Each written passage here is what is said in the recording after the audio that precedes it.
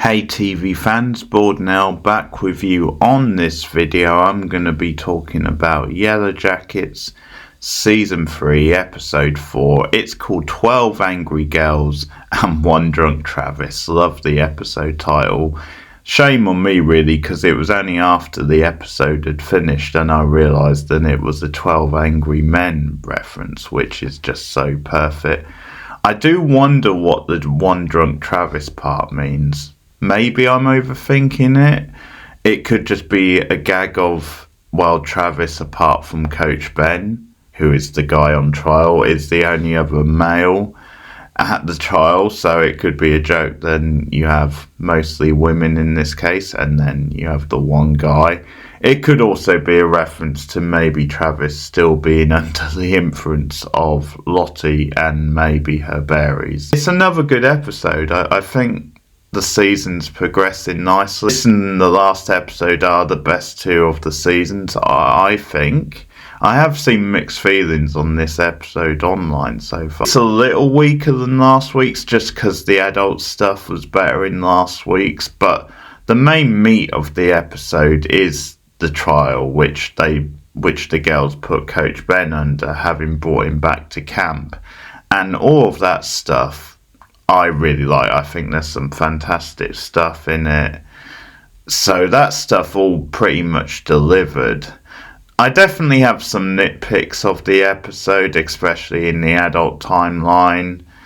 And I will start with the adult timeline because that stuff did feel more like filler than anything else. There's some decent stuff in there, definitely, and there's one big dramatic event at the end of the episode. Definitely have thoughts on how the episode ends. So I'll start with the Shona stuff this week in the adult timeline, and it definitely feels like filler for the most part. It does feel a bit like shifting around deck chairs on a ship, but it's decent enough fun at the same time, and as I go through there are some highlights. Shona finds out that the car brake just naturally broke last week, so nothing to do with Misty, it seems. Of course, it's worth noting this could still be like a supernatural Yellowjackets style event. Jeff thinks the car is cursed because Kevin died in it, and he blames himself for that, for I guess them being there in the first place and putting him in that position. He claims this is karma. This is a fun side to Jeff in the episode. I guess it makes sense that after a while he would start blaming himself with all the bad shit that's been happening to his family, right? Jeff tries to make amends by giving to charity later on. Shona has a fantastic line where she questions if giving his crappy Rush Hour DVDs count as charity. Good point, Shona, good point. I didn't say nothing about no soul food. I said you got some better food. I don't want that greasy shit. How you gonna sell a big box of grease? Chili what? Come on.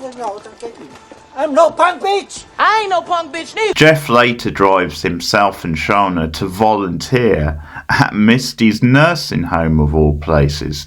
Oh boy, buckle in, Shona. This is without knowing about their latest feud, mind. By the way, Shona is still blaming Misty for crashing the car. What the fuck, Shona? You really are becoming the worst.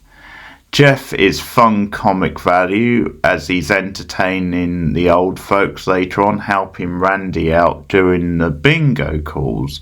Now, I'm not sure why Randy is at this old people's home. It feels like an excuse maybe just to have him there, but it's possible he's got a guilty conscience too. Maybe Jeff roped him in. Maybe Jeff said, hey, because of what we did, you should be doing this. Bingo scene is a lot of fun. Jeff is on good form in it. To Misty's despair, Shona enjoys her kitchen gig more than she thought she would. Misty then imagines stabbing her after they have an argument. Shona is mysteriously locked in a freezer. She's confronted by Jackie. In other words, she's confronted by her guilt. Jackie questions if she's ever moved on from the past, asking Shona if she's ever become her own person and isn't still acting like Jackie, which Shona of course denies. Finally, Randy comes along and lets Shona out. Shona accuses Misty, of course she does, but the receptionist tells Shona that Misty went home hours ago. Possibilities are, was it A, the mystery woman a couple of episodes ago, which we still don't know the identity of? Could it be Shona herself without noticing, like maybe she phased out or something? I think this is a possibility. Maybe it's C, something magical. Or could it be D, someone else altogether? Let me know what you think in the comments below. I'm edging either towards the mystery person. I'm assuming it's a woman, and obviously Melissa was my prediction at the time, Shona herself without realising, and the whole thing is that this is again something she has to face up to. She has to face up to her past and what happened with Jackie. So the scene and the back and forth between her and Jackie I did enjoy, and Ella Farrell as always is a welcome cameo. I think they're using her very smartly this season, not overdoing it, but she definitely has her place still when it comes to Shona and where she's at psychologically, both in the past and the present, and thematically as we saw last week. Later, Shona does a bit for charity herself in her own way, where she buys a new cat to pass off as the missing one of the one that has been on the posters round town, which Shona is pretty sure must be dead. Jeff isn't sure at first, but then seems to warm to the idea. Switching back to Misty, she suspects that Walter has returned to the nursing home, and this is because an old woman does a puzzle a lot quicker than normal, and she suspects it's the work of Walter. I think the old woman is meant to be the one who Walter brought in season 2 in his introduction scene, the one he was pretending was his mother, which would make sense why Misty has made this connection, but I'm not quite sure. You can tell me in the comments if you know if this woman is the same woman. At this point I must stress full spoilers, because this would be a good time to switch off if you haven't gone any further in the episode, but I'm bringing Lottie into play. Lottie is called by Ty at one point. Ty wants to know what Lottie meant on the night of Natalie's death. Lottie seems distracted and hangs up. Later, Lottie seems tormented when talking to herself in the mirror, once again referring to herself as Charlotte. At the end of the episode, Misty receives some shocking news on the Citizen Detective site, with footage of Lottie found dead at the bottom of the stairs. Yes, it appears as though they've killed Lottie off. I say appears because you can never be 100% sure with Yellowjackets. One thing, this is on the Citizen Detective site, but they do seem to be using like news footage, so it seems pretty certain. Massive moment, and I really didn't see it coming. I wonder if maybe Lottie had guilt over Shona and Callie and the way that whole thing went down. Possibly if she took her own life, which is definitely a possibility. Another thing this could point to, just for the fact that we've lost another of the adult cast, is that it may mean we're getting Hilary Swank soon, because possibly she could be the one and kind of take up that role in a way, without knowing who she's going to play necessarily. But logistically, it makes sense that there's room for an addition to the adult cast at the halfway point. So it makes sense that maybe next week or the week after, Hilary Swank will debut on the show. Mixed feelings on this. It was definitely a shock, and once we find out what happens to Lottie, I guess I can form more feelings on it. Stuff behind it, then who knows, it could be something I could get on board with. At the moment, I'm just disappointed they didn't do enough with her and Callie. Like, they set that up as quite a big potential storyline this season, and it just doesn't feel like they did enough things with them, because the scenes with them last week I quite enjoyed, and I thought, okay, yeah, that's interesting stuff. But then it led you to believe that maybe Callie would do this more, even when Shona threw T out of the house.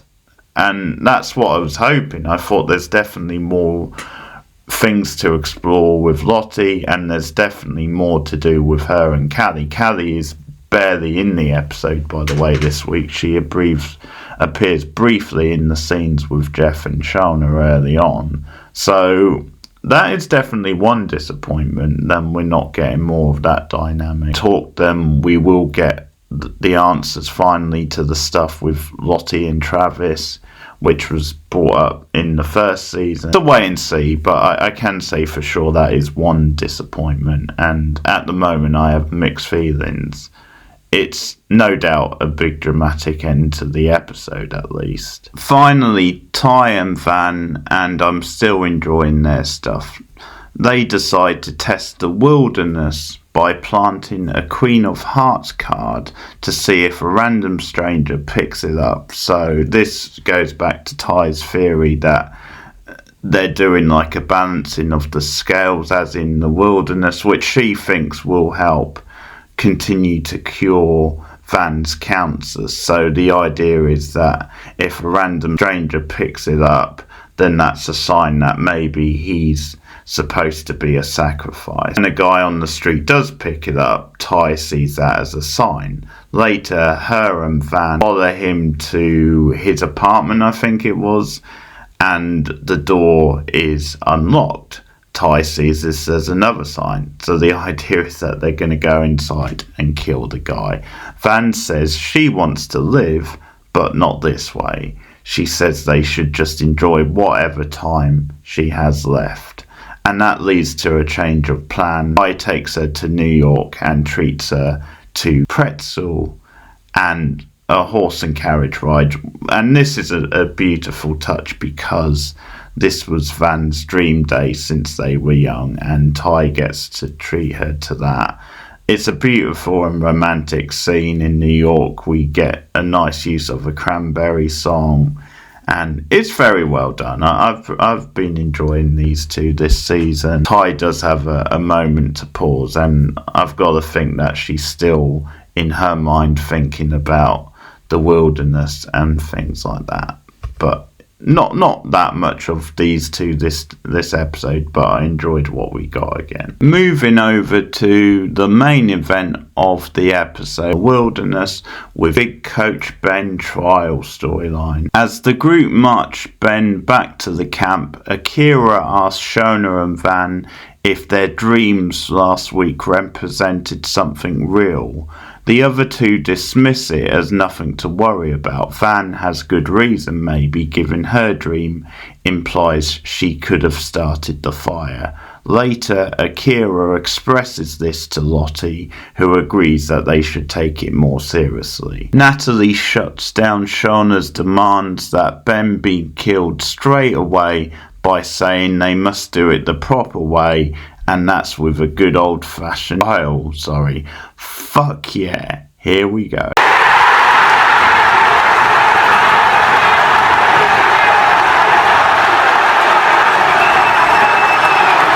Nat says she will be the judge, Ty the prosecutor, and Misty the defence. Misty's reaction at first is outrage, saying no, and I do love the touch of everyone looking at her because of her history with Coach Ben and having a crush on him, but she says he's not the Coach Ben I once knew. Nat talks her into it, saying it's the only option to have a fair trial, she's the only one who can do it, etc, etc. Natalie says the decision will be decided by 2/3 of the vote. Shona protests, but Natalie stays firm, saying she's meeting her halfway. I really like this firm but fair side of Natalie and the morality involved in it. Even if she has an ulterior motive, which is suggested later, it's convincing in the scene. Misty's fury is also impressive at Ben later as she slaps him.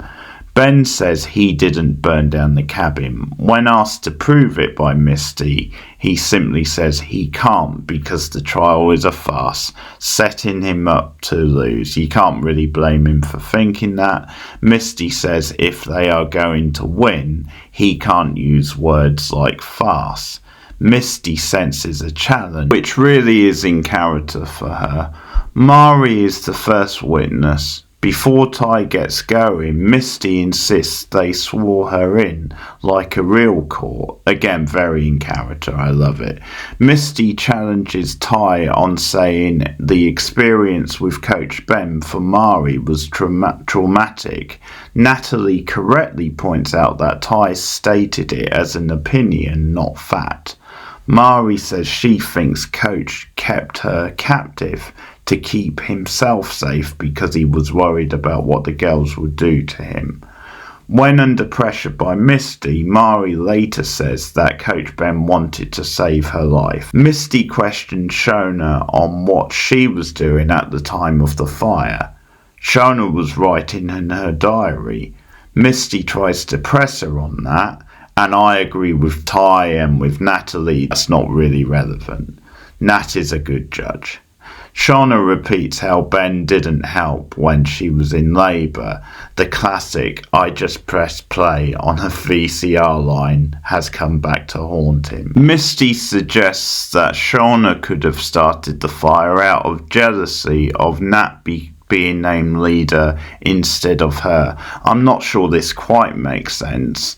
When asked why Ben would start the fire, Shauna replies that he felt isolated from the group and was jealous. Misty does a good job in creating reasonable doubt later on, pointing to different reasons why others in the group have had motive for maybe starting the fire.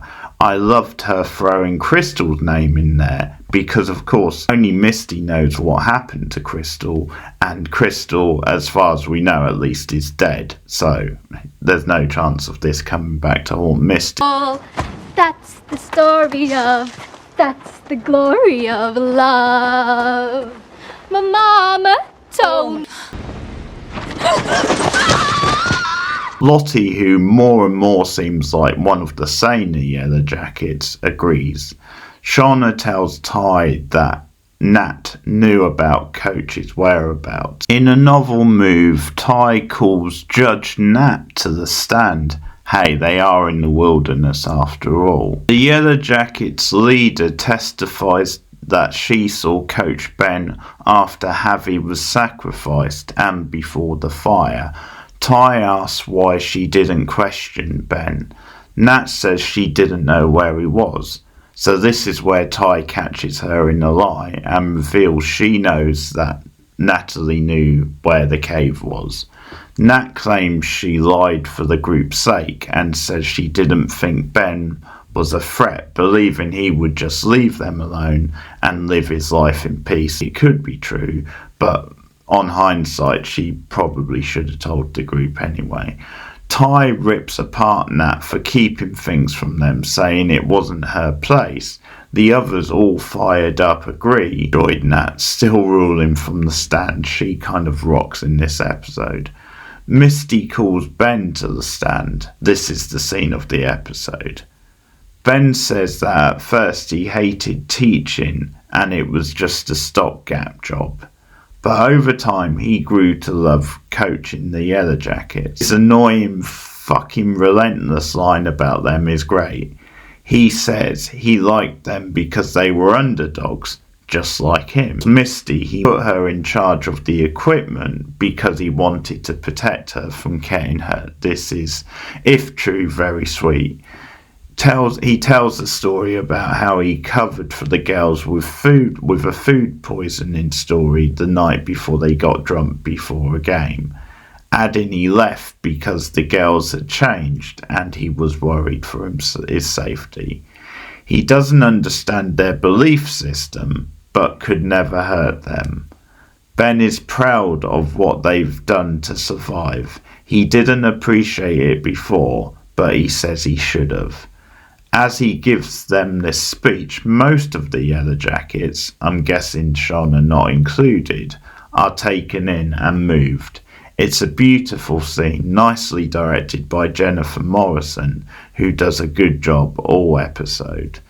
The detail of Ben being impressed with what they have built was set up early as he had been looking around. Steven Kruger is also excellent in the scene, really stepping up to the mark when called upon. He had always been good anyway as Coach Ben, but this season more than ever he's been given a chance to shine. So it's time to vote. Nat says her and Misty can't vote for obvious reasons. Nat is again having a great episode. 6 people vote for Ben being innocent on the first count. Nat says that's not 2/3, so they must keep voting until they get that margin either way. Guess this is one trial where a hung jury just won't be allowed. They repeat the vote several times and attention builds with something brewing in the trees throughout. This again is a very well directed scene. Shauna becomes more and more aggressive, emoting to the others why they must vote against Ben, despite Natalie trying to keep her calm and shut her down. Melissa talks Jen into voting against Coach Ben, so that makes sense. With the wilderness seemingly doing Shauna's bidding, the likes of Lottie and Travis also changed their votes, meaning Nat is forced to accept that Ben is sentenced to death. Excited Melissa tells Shauna she has real power as they link hands. Melissa is maybe pushing for Shauna to be leader. Now, could this be something that happens come the end of this season? Possibly. She hasn't been that popular, Shauna, so she would have a little bit of a mountain to climb. But this does change things, and that will likely be unpopular among the camp given what has come out about her at this trial. Let me know what you think of this idea. Finally, Lottie asks Travis about a drawing he is looking at, which he has just produced. He says it's the outcome. The drawing has one man with 3 girls standing over him, so this implies that the man is Coach Ben and you have 3 of the Yellowjackets about to eat him, which was Ben's fear in the first place.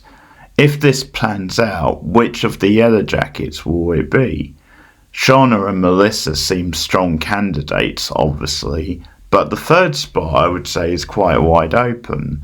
Van has a reason to feel guilty if she thinks her dream about starting the fire could maybe be true, meaning she seems unlikely to want to do it. Misty seems to be Team Ben again, so that makes her unlikely, though it could be a cruel twist if she is somehow forced to do it. I don't see either Lottie or Nat doing it. It's unclear where Mari falls on this now. She may have grown a bit more respect for Ben since he let her escape the cave. So what do you guys think? Prediction drawing suggests that Lottie's gifts may have been passed on to Travis, which has been hinted on before. And I will just say, as one of the lesser characters of the show, this stuff with Lottie has definitely kept Travis a bit more interesting and kept his character bubbling along. Let me know what you think of it in the comments below. Like and subscribe as always, and let me know some of your feelings. So who do you think locked Shauna in the freezer? What do you think the whole drawing means? If it does mean that 3 of the Yellowjackets are gonna eat Ben, then which 3 do you think? Lottie's unexpected death. Who do you think did it? Do you think she did it herself? And what do you think some of the reasons behind it could be? Next week, the episode will be a special review, or a special live stream, I should say, where I will be reacting and commenting on episode 5 of season 3 of the Yellowjackets. Keep watching TV, keep watching Yellowjackets. I'll leave you with a preview for the next episode. Goodbye. It's about Lottie. She's dead. We found him guilty. I say if Ben wanted to play with fire, then we give him fire. It feels fishy. I need to leave this house.